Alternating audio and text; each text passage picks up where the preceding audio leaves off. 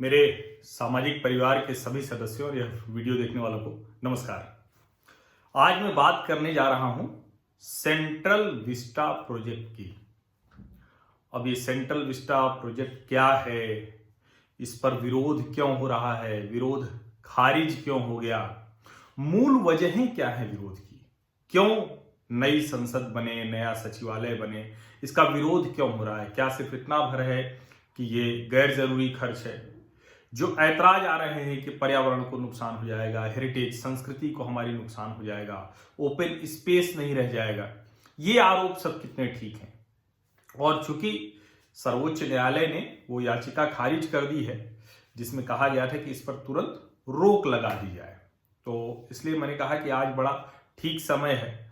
और ये इसलिए भी ठीक समय है क्योंकि अभी जो चाइनीज वायरस है, कोरोना वायरस कोविड-19 जिसको तकनीकी भाषा में कह रहे हैं, तो उसकी वजह से ये भी कहा जा रहा है कि ये 20,000 करोड़ का प्रोजेक्ट है, ये परियोजना है और वो बेवजह की, मतलब जिसको कहें ना कि इसकी कोई वजह नहीं थी, न खर्च करते तो भी चलता।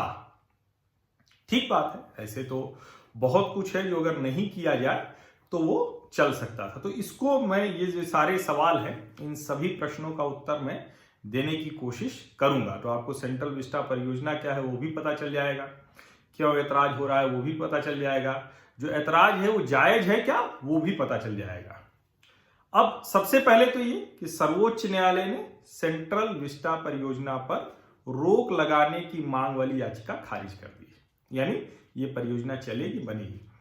अच्छा, पहले तो ये समझ लीजिए सेंट्रल विस्टा प्रोजेक्ट कुछ नया है क्या? कतई नया नहीं है।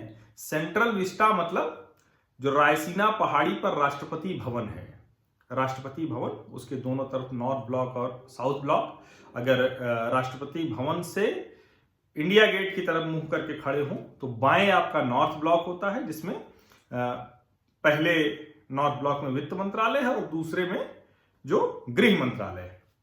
ऐसे ही अगर दाहिने हाथ की तरफ देखेंगे तो पहले प्रधानमंत्री कार्यालय है, फिर विदेश मंत्रालय है और फिर रक्षा मंत्रालय है। ये समझने के लिए बड़ा जरूरी है। और चूंकि राष्ट्रपति महोदय का तो घर वो ही है।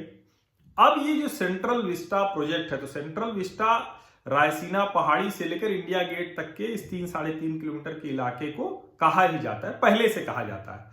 अब उसी प्रोजेक्ट को रीडेवलपमेंट करना है, यानी पुनर्निर्माण करना है। यानी वो इलाका जहां आप बैठ के गणतंत्र दिवस की परेड देखा करते थे, उस इलाके को नए सिरे से बनाया जाएगा। अब जब नए सिरे से बनाया जाएगा तो इसका सीधा सा मतलब हुआ कि जो शास्त्री भवन है, उद्योग भवन है, ऐसी ढेर सारी इमारतें, इंदिरा गांधी राष्ट्रीय कला केंद्र की इमारत है, ऐसी ढेर सारी जो इमारतें हैं उस 3-3.5 किलोमीटर में, उसमें से कई को तोड़ा जा सकता है, तोड़ा जाएगा। जो नई इमारतें बनी हैं, जो नई हैं अभी, उनको तोड़ा नहीं जाएगा, उसी के साथ शामिल किया जाएगा। ये हुआ एक समझने के लिहाज से। तो सेंट्रल विस्टा कुछ नया नहीं, सेंट्रल विस्टा वही है, बस उसको नए सिरे से पुनर्निर्माण परियोजना की गई है, जिसमें संसद नई बननी है, सचिवालय नया बनना है, ये सब कुछ होना है। तो ये जो इसके लिए कमेटी बनी है, सेंट्रल विस्टा कमेटी, उसने नई संसद का जो प्रपोजल है, जो प्रस्ताव है, उसको मंजूरी दे दी है अभी जो बैठक हुई हाल में। और उसमें जो कहें कि प्लॉट नंबर 118 जो प्लॉट संख्या है, उस पर ये बनेगी नई संसद। नई संसद पुरानी संसद के बगल में ही होगी। उसका ट्रायंगल शेप में बनाने की बात कही जा रही है कि त्रिकोणीय ढांचा उसका होगा। अब वो सामने आएगा तो समझ में आएगा कि उसका क्या मतलब है और क्या कुछ है। अहमदाबाद की जो HCP डिजाइन है, उसके विमल पटेल हैं, उन्होंने वीडियो कॉन्फ्रेंसिंग के जरिए ये नई संसद का प्रस्ताव पेश किया है और उसको इजाजत दे दी गई। बस कमेटी ने यह कहा कि आपको यह ध्यान रखना है कि जो अभी की संसद है, वर्तमान संसद, उसके जैसी ही नई संसद भी दिखे, मतलब सिंक में हो, एक जैसा दिखे, ऐसा ना हो कि अलग से इमारत दिख रही हो। तो ये एक है। और नई संसद के साथ साथ सभी मंत्रालयों का एक सचिवालय भी होगा। तो पूरा जो नया प्रारूप बनेगा सेंट्रल विस्टा का, होगा वो उसी तरह से, वैसा ही कुछ दिखेगा, बस नए तरह का हो जाएगा। हालांकि कई सांसदों का ये भी ऐतराज है कि आप ऐसा चमक दमक मत कर दीजिएगा कि वो होटल जैसा दिखने लगे, उसको संसद जैसा ही दिखना चाहिए। ये भी एक ऐतराज आया है। तो मुझे लगता है सेंट्रल विस्टा कमेटी इसका ध्यान रखेगी। CPWD इस पूरे प्रोजेक्ट की मॉनिटरिंग करेगा, उसको बनाने का काम करेगा। और संसद के साथ सभी मंत्रालयों के लिए एक सचिवालय बन जाएगा। तो पूरा एक सचिवालय होगा जहां आप जाएंगे सभी मंत्रालयों में पहुंच सकते हैं। सरकार ने पहले से ही जो लैंड यूज है यानी जमीन के बदलाव के लिए जो स्वीकृति देनी है वो स्वीकृति दे दी है। तो 35 हेक्टेयर क्षेत्र की जमीन जो पहले सिर्फ सरकारी प्रयोग थी अब पुनर्निर्माण और सार्वजनिक प्रयोग के लिए कर दी गई है। तो अब चूंकि लैंड यूज हो गया है तो इससे राजपथ के दोनों तरफ इमारतें बनेंगी। अब north block, south block, Rashtrapati Bhavan, संसद, इस सब का होगा क्या? संसद को एक संग्रहालय के तौर पर विकसित किया जाएगा। हालांकि जानकारी के लिए मैं बता दूं कि अभी भी संसद भवन परिसर में संग्रहालय है, म्यूजियम है, आप जाके उसको देख सकते हैं। बड़ी शानदार लाइब्रेरी है। और सेंट्रल हॉल जो है वो नई इमारत में सेंट्रल हॉल नहीं होगा, तो संभवतः सेंट्रल हॉल यहीं रहेगा। हालांकि इस पे भी सांसदों को ऐतराज है कई कि सेंट्रल हॉल सबके मिलने की जगह होती है, दोनों जो सदन होते हैं उनके सांसदों को। अब यहां होगा तो कैसे आएंगे जाएंगे। हालांकि एक और अच्छी बात है कि सभी सचिवालय की बिल्डिंग, सभी ये जो भवन है, इन सब का भूमिगत रास्ता भी तैयार किया जाएगा, जिससे कि बहुत ज्यादा ट्रैफिक ऊपर ना आए। अगर आपको अंदर अंदर किसी जगह जाना है तो आप जा सकें। ये सभी भूमिगत रास्ते उनको इस तरह से बनाया जाएगा कि वो मेट्रो, जो केंद्रीय सचिवालय मेट्रो स्टेशन है, वहां से भी सब जा सकें। वो 3 किलोमीटर के एरिया में जाने के लिए वो बनेगा एक। तो जो सेंट्रल हॉल है वो उस तरह से कुछ हो सकता है कि सांसद वहां रहेंगे लेकिन सेंट्रल हॉल में जाकर उसका उपयोग कर सकते हैं। उसका बड़ा ऐतिहासिक महत्व है, इसलिए लोग चाहते हैं एक बैठने की जगह है और ये होना भी चाहिए। लाइब्रेरी और सेंट्रल हॉल के तौर पर अगर ये विकसित हो जाए। और चूंकि ये जो भारत की अभी की संसद है 1927 में बनी थी, 1921 में बनना शुरू हुआ था, 6 वर्ष लग गए थे इसे बनने में। अब कैसे 2022 तक बन जाएगी ये बड़ा प्रश्न है, क्योंकि 2020 हम लोग ये 1 मई आज शुरू हो गई, तो कैसे बनेगा ये बड़ा प्रश्न है। क्योंकि लोकसभा अध्यक्ष ओम बिरला ने कहा कि जब 75 साल हो जाएंगे, प्रधानमंत्री नरेंद्र मोदी ने कहा 75 वर्ष होने पर जो संसद का सत्र चलेगा वो यहां चलेगा। तो कैसे बनेगा ये देखने की बात होगी। और इसे हेरिटेज इमारत का दर्जा मिला हुआ है तो इसको संग्रहालय बना दिया जाएगा, ऐसा प्रस्ताव है। और जो भी अभी इमारत है, Rashtrapati Bhavan, north block, south block, संसद भवन, राष्ट्रीय संग्रहालय, ये सब 1931 के पहले बनी हुई इमारतें हैं। और जब ब्रिटिश इंडिया की राजधानी बनाना था, ब्रिटिश इंडिया का कैपिटल बनाना था, तो अंग्रेजों ने तय किया कि अच्छा राजधानी का एक स्वरूप तैयार करें, जिसको बार बार आप सुनते हैं लुटियन दिल्ली। ये लुटियन दिल्ली क्या है? एडविन लुटियन और हर्बर्ट बेकर, ये 2 आर्किटेक्ट थे। इन दोनों ने पूरा प्रारूप आकृति तैयार की। 1912-13 में ये आकृति तैयार की, इस पर काम शुरू किया। और आप अक्सर ये सवाल पूछा जाता होगा कि आखिर भारत में अंग्रेजों और मुगलों का बनाया हटा दें तो न संस्कृति है, न विरासत है, न स्थापत्य है, न कुछ, ऐसे ही बताया जाता है। हालांकि आजकल सोशल मीडिया ने कमाल कर रखा है, एक लॉस्ट टेम्पल्स ट्विटर हैंडल है, उस पर मंदिरों की जो श्रृंखला दिखाई देती है ना। और आप कभी किसी मंदिर में जाइए, हिंदुस्तान में तो ऐसे लगता है कि जैसे ये संसद, इंडिया गेट और ये सब छोड़ के और ताजमहल छोड़ के कुछ है ही नहीं है। लेकिन जब आप भारत के मंदिरों को देखिए तो कमाल की, मतलब क्या स्थापत्य कला है, क्या हमारी सांस्कृतिक विरासत है। लेकिन वो कैसे दब जाती है आप अनुमान लगाइए। संसद, खूबसूरत संसद, गोल सी, अच्छी लगती है, लगता है कि क्या सुंदर संसद है। ऐसी संसद दुनिया के बहुत कम देशों में है। ब्रिटिश आर्किटेक्चर्स ने बनाया, एडविन लुटियन और हर्बर्ट बेकर ने। लेकिन क्या आप लोग जानते हैं कि इसकी प्रेरणा एडविन लुटियन और हर्बर्ट बेकर को कहां से मिली? इसकी प्रेरणा मिली ग्वालियर से करीब 40 किलोमीटर दूर मध्य प्रदेश में एक जगह है मुरैना। वैसे तो ये इलाका जो है वो डाकुओं, बीहड़ के लिए मशहूर है, लेकिन मुरैना में एक 64 योगिनी मंदिर है, शिव मंदिर है। उसकी जो बनावट है उसी से प्रेरणा लेकर ये संसद बनी। ठीक उसी तरह से 64 चैम्बर्स हैं और बीच में शिव के लिए बहुत खुला हुआ है, मतलब एकदम उसी तरह का है। लेकिन अब ये भला किसको याद रहेगा? और आप बताने लगेंगे कि 64 योगिनी का है तो वो कहेंगे कि अरे आप लोग तो बताइए ब्रिटिशर्स हमें क्या देके चले गए।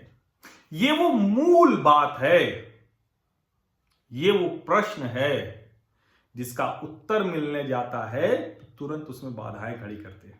कौन लोग? गुलाम मानसिकता के लोग, हीन भावना से ग्रसित लोग। अगर अपनी संस्कृति, अपना स्थापत्य, अपना समाज, अपनी विरासत वो आपको लगने लगे कि कुछ है ही नहीं है, आप सोचिए ना कि जिनके घर वालों को कहा जाए तुम्हारे घर परिवार वालों ने कभी कुछ किया ही नहीं, तो बच्चा ऐसे ही बड़ा हीन भावना से ग्रसित हो जाता है। इसलिए बहुत जरूरी है कि सबको अपनी विरासत पर गर्व करना आए, दूसरे से लड़ने के लिए, झगड़ने के लिए नहीं, संघर्ष के लिए नहीं, अपने आप को ऊर्जावान बनाने के लिए, सार्थक सकारात्मक ऊर्जा के लिए। तो भारत का क्या, भारत के स्थापत्य, संस्कृति, विरासत कहां है? तो वो कहते हैं कि एक इमारत बना पाए क्या? और ये पूछने वाले हमारे भारतीय ही हैं जो कहते हैं कि अगर मुगल और अंग्रेज नहीं होते तो हम लोग क्या करते।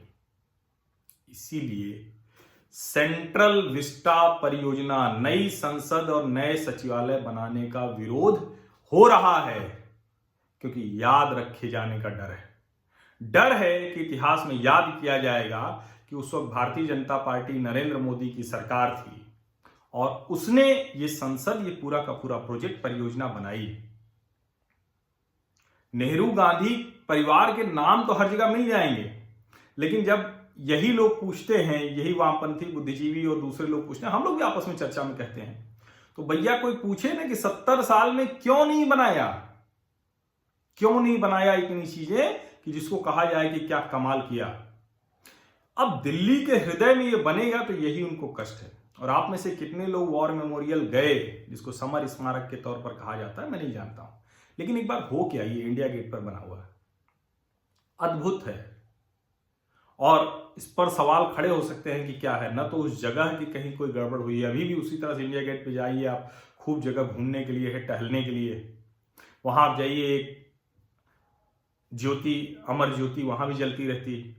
सभी सिपाहियों के, भारत की तरफ से लड़ने वाले सभी सिपाहियों की नाम पट्टिका वहां है। बड़ा अद्भुत दृश्य होता है, भावुक कर देने वाला दृश्य होता है, जब हर दूसरे चौथे कोई न कोई वहां आकर अपने परिवार के साथ वो श्रद्धांजलि दे रहा होता है। और प्रतिदिन जो शाम को वहां कार्यक्रम होता है, उसमें एक किसी न किसी शहीद सैनिक के परिवार वालों को बुलाया जाता है। अद्भुत परंपरा है, ये हुआ है। और इसीलिए जब मैं कहता हूं कि ठीक है, मैं उन लोगों में नहीं हूं जो कहते हैं कि हर बात पे एक धारणा बनाना और वही कहना, ये बुद्धिजीवी वाला मामला नहीं है अपने लोग समझते हैं, सामान्य बुद्धि के लोग हैं। इस परियोजना को समझा मैंने पूरा, और पहली बार इसको किसने कहा था? पूर्व लोकसभा अध्यक्ष मीरा कुमार ने कहा। वैसे तो कई बार ये चर्चा होती रही कि भाई इमारत पुरानी हो गई है, जगह जगह मुश्किल हो गई है, जितने सांसद आते हैं उनके बैठने की जगह कम है, मंत्रियों के लिए जगह नहीं, बहुत कुछ चर्चाएं होती। मीरा कुमार जी ने लोकसभा अध्यक्ष रहते हुए इसके लिए एक कमेटी बनाई थी, जिसने कई विकल्प किए थे। फिर उसे सुमित्रा महाजन जी ने भी बढ़ाया, और अभी वो 5 अगस्त 2019 को उपराष्ट्रपति और उच्च सदन राज्यसभा के सभापति एम वेंकैया नायडू ने प्रस्ताव दिया, प्रधानमंत्री ने स्वीकार किया, और अब वो काम चल रहा है। अब 75 वर्ष होते नई संसद में हम लोग सत्र देख पाएंगे नहीं देख पाएंगे, ये कहना थोड़ा मुश्किल है, क्योंकि इसने चाइनीज वायरस ने गड़बड़ की है। और वो गड़बड़ तो की, दूसरे लोग गड़बड़, सोनिया गांधी, राहुल गांधी, शशि थरूर, और इन लोगों को तो छोड़िए, ऐरा गैरा नत्थू खैरा कोई भी उठा के मुंह चला आता है, बोल लेता है।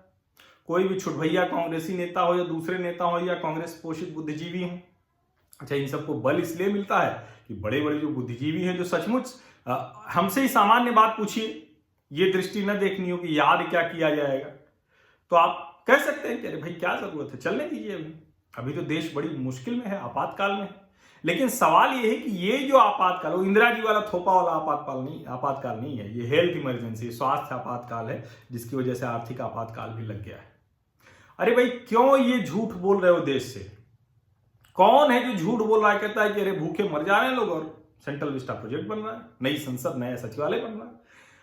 यही काम दुनिया के दूसरे देश जब करते हैं, और खास करके चीन करता है, कि उसकी सारी गतिविधियां चल रही होती हैं, वो रोकता नहीं है। हम चीन से कोई न मुकाबला करते हैं, न प्रेरणा लेते हैं, न हम करने, जो भारत है उसका तो काम करने दो भाई। आप कहेंगे कि अरे ये क्यों हो गया, ये इस वक्त ये मत करो, इस वक्त, यही टालने वाली नीति ही है जो इतने सालों से हमें इतना पीछे लेकर चली गई। अब टलने वाला मामला नहीं है, रुकेगा नहीं, थमेगा नहीं।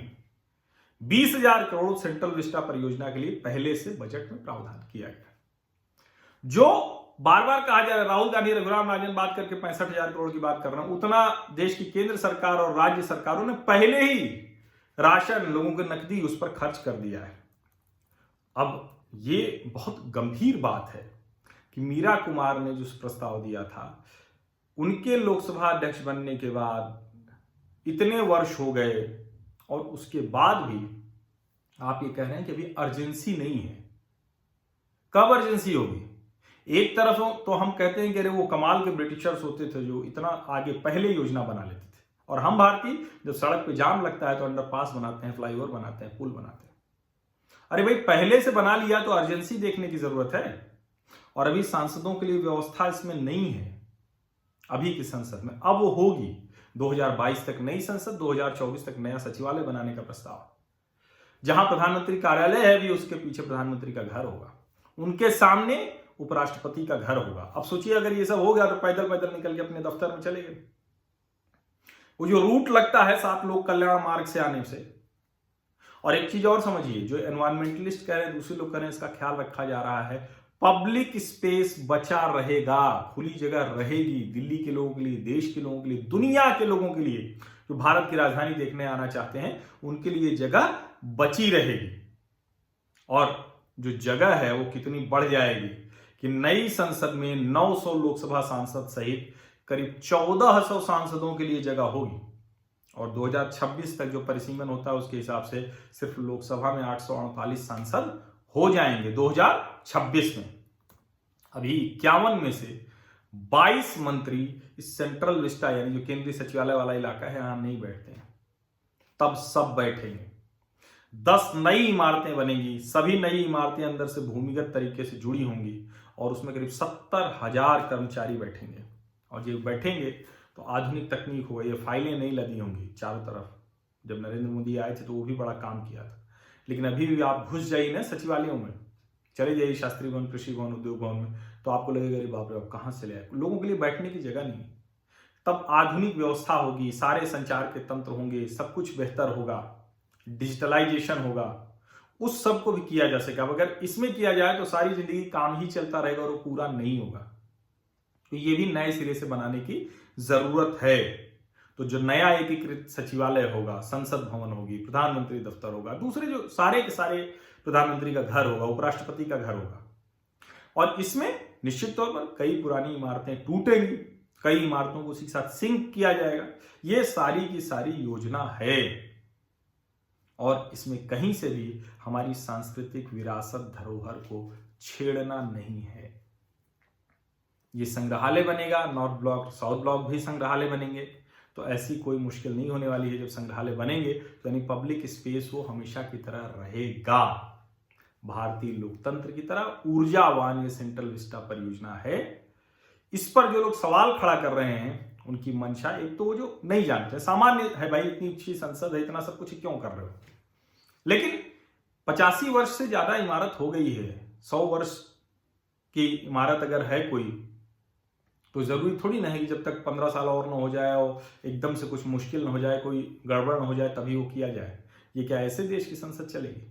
तो अच्छा है कि उसके पहले ये सब बनाया जाएगा और हम लोग अपनी आंखों के सामने ऊर्जावान भारतीय लोकतंत्र की प्रतिकृति सेंट्रल विस्टा में बनते हुए, तैयार होते हुए देखेंगे। इसी का डर उन लोगों को है जो ये सवाल पूछते हैं कि ब्रिटिश और मुगलों के अलावा हिंदुस्तानियों ने बनाया क्या है।